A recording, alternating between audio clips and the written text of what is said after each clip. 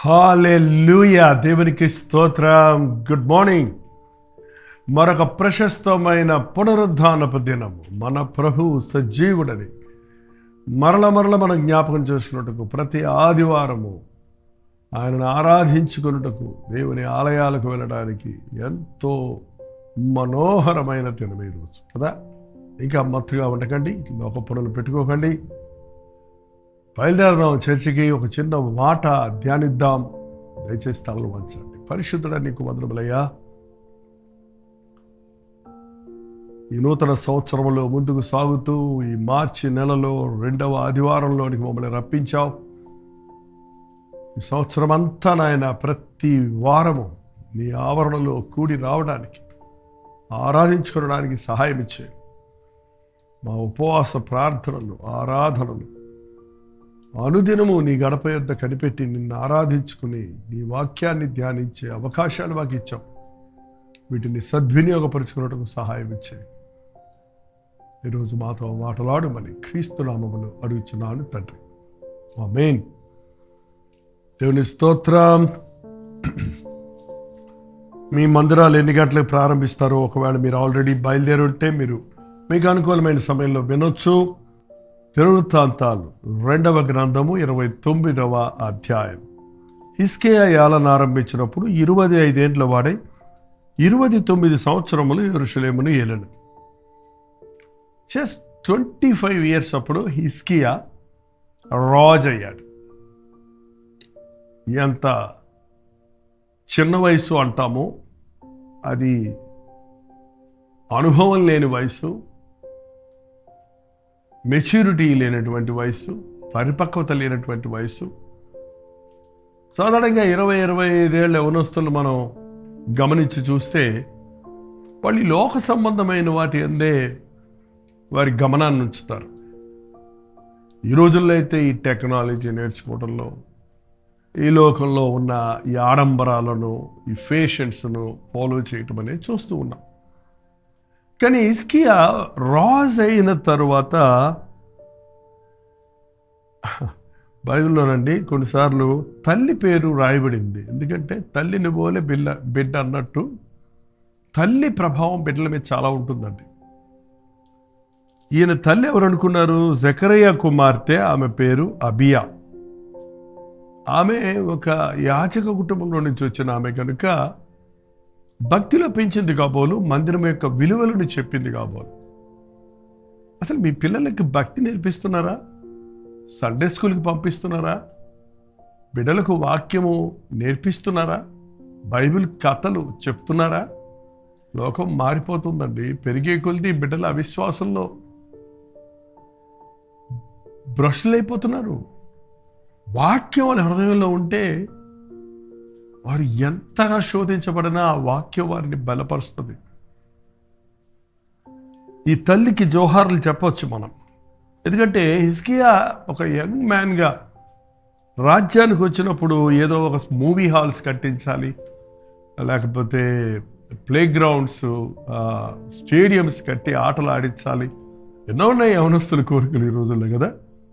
గుర్రపు స్వారీలు చేయించాలి అనే ఆలోచనలు కాకుండా ఇతడు ఏం చేశాడంటే 3వ వచనంలో, అతడు తన ఏలుబడి యందు మొదటి సంవత్సరము మొదటి నెల యెహోవా మందిరపు తలుపులు తెరచి వాటిని బాగు చేసి, తాను రాజు అయిన వెంటనే మొదటి సంవత్సరం మొదటి నెల ఏం చేశాడు? తన ముఖ్యమైన డెసిషన్ ఏంటి? ముఖ్యమైన పని ఏంటి? ఏవేవో వాగ్దానాలు చేయటం కాదు ప్రజలకి.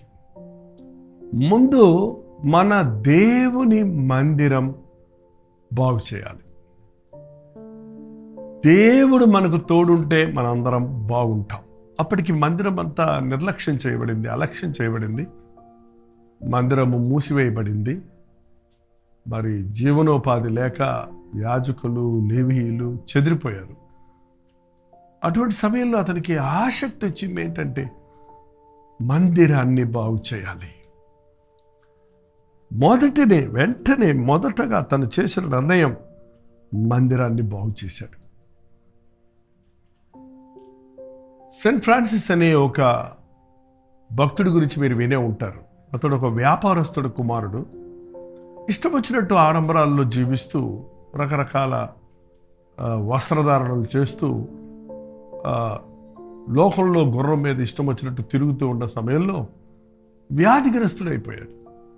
కొన్ని నెలలు పడక మీద పడిన తర్వాత కోలుకున్నాక ఒక మంచి రంగురంగుల అంగీ వేసుకొని అద్దంలో చూసుకుంటే ఒక అస్థిపంజరానికి డ్రెస్ చేసినట్టు ఉండింది.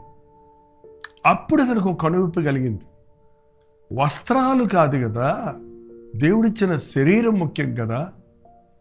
వస్త్రాల వలన మనిషి కాక మనిషి వల్లే వస్త్రాలకు విలువ వస్తుంది కదా.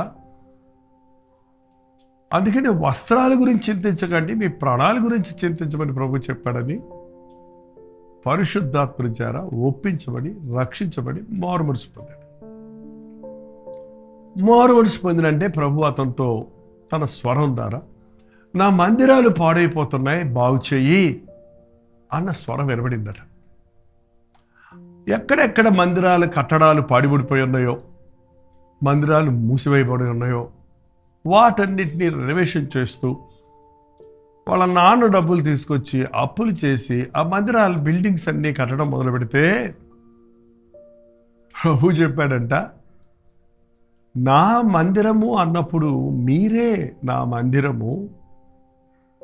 కట్టడాలు కాదు, కట్టడాలలో ప్రభువుని ఆరాధించుకుంటూ కొనడానికి వచ్చిన వారు మందిరపులో జరిగే తతంగ వ్యవహారం, మందిర కార్యక్రమాలు, మందిర పద్ధతి పాడైపోయింది. బోధించే బోధకులు సరిలేరు. ఆలయానికి వచ్చే విశ్వాసాలు అనబడేవారు భక్తి లేని వారిగానే ఉన్నారు. అది నేను ఉజ్జీవించమని చెప్పాను అని చెప్పినప్పుడు మందిరాలు కట్టడం మానేసి ఒక అంగీ వేసుకొని ఊరూరా వెళుతూ రోడ్ల మీద మందిరాలలో ఎక్కడ పడితే అక్కడ యేసుక్రీస్తు రక్తములో కడగబడినప్పుడు మనం శుద్ధీకరించబడతాం, ఆయన మనకు తోడుంటే దీవించబడతామని ప్రకటించేవాడు.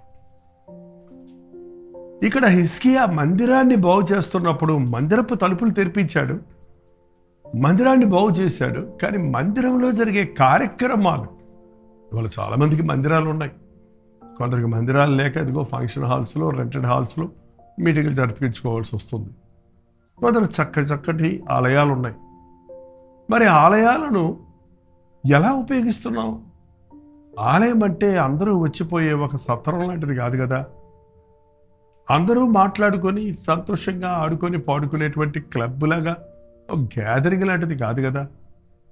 మనందరం ఏకీమించి అక్కడ ప్రార్థించినప్పుడు ప్రభు మన మధ్యకు వస్తాడని భయభక్తులతో ప్రభువును గణపరచవలసిన, ప్రభువును ఆరాధించవలసిన స్థలం కదా. అలా ఈ రోజున అనేక ఆలయాల్లో లేకుండా పోతుంది. హిజ్కియా మందిరాన్ని బాగు చేసినప్పుడు మందిరమే కాదు, యాజకులను రప్పించాడు, ఆ బలిపీఠాలను సరిచేశాడు, అక్కడున్న నిషిద్ధ వస్తువులన్నింటినీ తీయించేశాడు. మీరు అధ్యాయం పూర్తిగా చదవడం మీకు అర్థమవుతుంది. లేవీయులను రప్పించాడు, వాయిద్యాలన్నీ రప్పించాడు, స్వరమండలాలను, సితారాలను, తాళములు అన్నీ తీసుకొచ్చి లేవీయులను ఏర్పరిచి ఆరాధన క్రమాన్ని ఏర్పరిచాడు. దావీదు చేయించిన వైద్యములతో లేవీయులు బోర్ల ఊదుటకు యాజకులు నియమించబడి, యాజకులు పని యాజకులు, లేవీయులు పని లేవీయులు, గాయకులు, ఆరాధనలో వారందరూ కలిసి 30వ వచనంలో చదివితే అదే అధ్యాయం, ఆసాపు రచించిన శోకములనెత్తి యెహోవాను స్తుతించుడు రాజా హిజ్కియాయును అధిపతులను లేవీయులను ఆజ్ఞాపించగా వారు సంతోషముతో స్తోత్రములు పాడి తల వంచి ఆరాధించి. ఆలయాలలో ఆరాధన ఉండాలి, ఆత్మతో సత్యముతో చేసే ఆరాధన, దేవునిని మహిమపరిచే కీర్తనలు, దేవునికి సమర్పించుకునే ప్రార్థనలు. ఆ రోజుల్లో బలిపీఠం అంటే ఈరోజు మనకు బలులు అవసరం లేదు. విరిగి నలిగిన హృదయంతో ప్రభువుని ఆరాధించటమే మనకు బలి. మందిరములో ఆరాధన ఉండాలి, మందిరములో విన్నపములు, ప్రార్థన ఉండాలి, మందిరములో కీర్తనలు పాడి ఆయన్ని ఆరాధించాలి, మందిరములో బలులు చెరిపించాలి, కృతజ్ఞతార్పణలు అర్పించాలి. అక్కడే ఉంది. ఇక మీరు చూస్తే ఎవరికి ఏది ఇష్టమో కృతజ్ఞతార్పణలు తీసుకుని వచ్చారట. దేవుని మందిరములో giving is a part of the worship. ఇవాళ మన ఆరాధనలు ఎలా ఉంటున్నాయి? ఎంతసేపు మనం ప్రార్థిస్తున్నాం? ఎంతసేపు మనం ఆరాధిస్తున్నాం? ఎంతసేపు మనం ప్రభువునందు ఆనందిస్తూ ఆయన సన్నిధిలో తోటి విశ్వాసులతో కలిసి దేవుడిని స్తుతించుతున్నాం, కీర్తనలు పాడుతున్నాం. తగినంత సమయం హృదయాల్లో మంటబుట్టే వరకు దేవుడిచ్చే సందేశం వినడానికి హృదయాలను సిద్ధపరచుకుంటున్నాం. మందిరంలో ఎంత క్రమం ఉన్నది, ఎంత పరిశుద్ధత ఉన్నది, ఎంత ప్రత్యేకత ఉన్నది అన్నది మనం ఎప్పుడైనా గమనించామా? దేవుని మందిరం అంటే సాధారణమైన స్థలం కాదు కదా. దావీదుకు యాకోబుకు దర్శనం వచ్చినప్పుడు ఇది పరలోకపు గవిని, ఇది భయంకరం అన్నాడు ఆయన. పరలోకపు గవిని, పరలోకానికి వెళ్ళే ద్వారం అది. అది మనం నిర్లక్ష్యంగా చేస్తే అది భయంకరం. దేవుని పరిశుద్ధతను మనం ఏ మాత్రము నిర్లక్ష్యం చేసినా దానికి తగినటువంటి పర్యవేక్షణాన్ని చూడవలసి వస్తుంది. అందుకే దేవుని మందిరములకు వెళ్ళినప్పుడు మీ ప్రవర్తన జాగ్రత్తగా చూసుకోమని దేవుని వాక్యం చెప్తుంది. దేవుని మందిరములో అనాలోచనగా నీ నోరు తెరవద్దు అనే వాక్యం సెలవిస్తూ ఉంది. దేవుని మందిరములో స్తుతి కృతజ్ఞతలు చెల్లించాలి, ప్రార్థన విజ్ఞాపనలు చేయాలి. హిజ్కియా అంత మందిరం తెరవటమే కాదు, మందిరం లోపల జరిగేటువంటి, మందిరాన్ని బాగు చేయటమే కాదు, అవుట్వర్డ్గా లోపల జరిగే కార్యక్రమాలన్నింటినీ సరిచేశారు. ఇదిగో ఈ నెల గుడ్ ఫ్రైడే గుర్తు చేసుకుంటున్నాం. ఈస్టర్, యేసు ప్రభు పునరుద్ధానాన్ని జ్ఞాపకం చేసుకుంటున్నాం. అనేకులు ఈ 40 days లెంట్లో ఉన్నారు, ఉపవాసాలు ఉంటున్నారు. వారు ఎంతగానో సిలువను ధ్యానిస్తున్నారు. ఒకసారి ఆలోచన చేయండి, ఒక ఆచారంగా ఆలయానికి వెళ్ళి ఉపవాసాలు ఉండి వచ్చేస్తున్నామా? లేక ఆయన సిలువను ధ్యానిస్తూ, సిలువ ప్రేమను గుర్తిస్తూ, ఇంకా ఈ సిలువ వార్తను వినని వారు ఎందరో ఉన్నారే, వారిని కూడా రక్షణలోనికి నడిపించాలని ఆశ కలిగిన వారిగా ఉన్నామా? సంఘములో నుండి మిషనరీలు లోకమంతటికి పంపబడాలి. సంఘం అనేది ఒక ఫ్రిడ్జ్ లాంటిది కాదు, మనం క్షేమంగా సురక్షితంగా కూర్చోడానికి. సంఘములో మనం సిద్ధపడి బయటకు వెళ్ళమని దేవుడు వాక్యం సెలవిస్తుంది. బయటికి వెళ్ళే వారిని పంపమని దేవుడు వాక్యం సెలవిస్తుంది. మన బిడ్డలను దేవుని కొరకు తీర్చిదిద్దుకునే స్థలం అది. మన కుటుంబాలు కట్టుకునే స్థలం అది. ఆలయానికి వెళ్ళి వచ్చాను అంటున్నావే కానీ ఆధ్యాత్మికమైన చింతన కలిగి నీవు ఉజ్జీవించబడుతున్నావా? వారం వారం దేవుని మందిరములో యథార్థంగా ఉంటున్నావా? మందిరాన్ని శుభ్రంగా ఉంచుతున్నామా? పరిశుద్ధంగా ఉంచుతున్నామా? రేపు మీ మధ్యకు వస్తాను కాబట్టి పాళ్యాన్ని పరిశుద్ధపరచడం అన్నాడు ప్రభు. కొన్ని మందిరాల్లో బూజులు ఊడుతూ ఉంటాయి. ఎప్పుడూ చేసిన క్రిస్మస్ డెకరేషన్ పేపర్లు ఇంకా ఎలాడుతూనే ఉంటాయి. బాగు చేద్దాం, మందిరమును బాగు చేసుకుందాం, మందిర కట్టడాన్ని బాగు చేసుకుందాం, మందిరాన్ని శుభ్రంగా ఉంచుకుందాం. అంతకంటే మించి మందిరంలో జరిగే ఆరాధనలు ఆత్మతో సత్యముతో జరుగునట్లుగా పాటలు పాడుతున్నప్పుడు పరలోకము కూడా ఏకీభవించే స్థాయికి మనం చేరాలని, దూతలు సిగ్గుపడినట్లుగా మనం పాటలు పాడాలని. మనం పాడే పాటలు దూతలు పాడలేరటండి. విమోచించిన బడిన వారు పాడే పాటలలో క్రీస్తు రక్తము నన్ను కడిగిందని పాడతాం. ఆ అనుభవాలు దూతలకు లేవు, వాటికి శరీరాలు లేవు.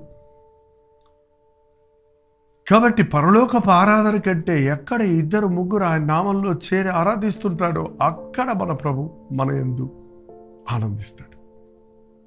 రండి, మందిరానికి రండి.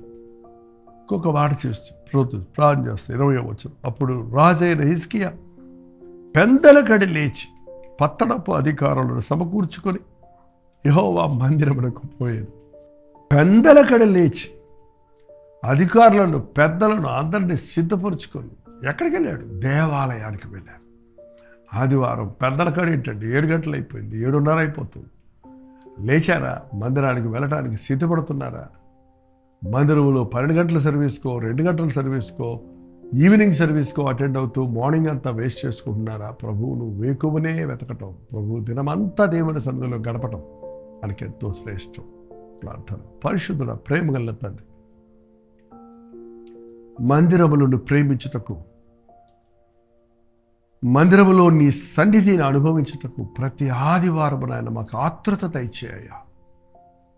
ఎప్పుడు నేను జీవగల దేవుని సన్నిధిలో చేరుదురా అన్న ఆత్రుతతో ప్రతి ఆదివారం నీ మందిరములకు పరుగులెత్తువారిగా, దినమంతా నీ ఆవరణలో గడుపువారిగా, నిన్ను ఆరాధిస్తూ, స్తుతిస్తూ, ప్రార్థిస్తూ, నీ వాక్యాన్ని విని పఠించి ధ్యానిస్తూ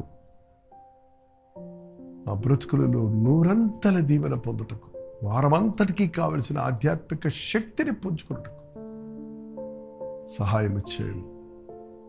ఉదయ కాలంలో ప్రతి ఒక్కరి మీద నీ ఆత్మను కుమ్మరించి ప్రభు దినమని, మనోహరమైన దినమని ఘనముగా ఆచరించుటకు మాకు సహాయం చేయమని క్రీస్తు నామములో అడుగుచున్నాను తండ్రి.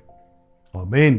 తండ్రి అయిన దేవుని యొక్క ప్రేమయు, కుమారుడైన క్రీస్తు యొక్క కృపయు, ఆదరణకర్త అయిన పరిశుద్ధాత్మ యొక్క సహవాసములు కూడి వచ్చిన మనందరికీ ఇప్పుడున్న సదాకాలం తోడయుండును గాక. ఆమేన్. మందిరాలు బయలుదేరండి. మీ ప్రార్థన అవసరతలు ఉంటే 9540 నెంబర్కి, ఇతర దేశాల్లో ఉంటే 91001000 నెంబర్కి టెక్స్ట్ లేక వాయిస్ మెసేజ్ ద్వారా రాయండి. మీరు రోజు చెప్తున్నారు కదా, అందుకని ఫాస్ట్గా చెప్తున్నాను. Doctor Jaipal YouTube channel like చేయండి, షేర్ చేయండి. మీ పేరు, ఊరు కామెంట్ సెక్షన్లో గురించి టైప్ చేయడం మర్చిపోకండి. ఉచితమైతే కలువరి చర్చిలో జరిగే 2వ, 3వ ఆరాధనలోని ఒక భాగాన్ని మీకు లైవ్ ఇస్తాం. మీరు మందిరం నుంచి తిరిగి వచ్చిన వారైతే ఆ లైవ్ కూడా మీరు వీక్షించండి. మీరు మాకు ఎంతో ప్రియులు. రోజు వాక్యం వినే వీరు ఆదివారం కూడా ఈ ప్రత్యేకమైన ఆలయంలో అందించే వర్తమానం వినడం ద్వారా మరింతగా బలపడతారని నమ్ముతున్నాను. మధ్యాహ్నం అదేవిధంగా 3 గంటలకి హెచ్చరిక, అలాగే 9 గంటలకి కలువరి ప్రతిధ్వనులు మళ్ళీ కలుసుకుందాం. అంతవరకు దేవుని మహాకృప మీకు తోడేయడం గాక. आराधना आराधना ईसा प्रभु को दिल अर्पित है। आराधना करूं मैं तेरी ईसा, आराधना करूं तेरी, आराधना करूं मैं तेरी ईसा, आराधना करूं, आराधना करूं।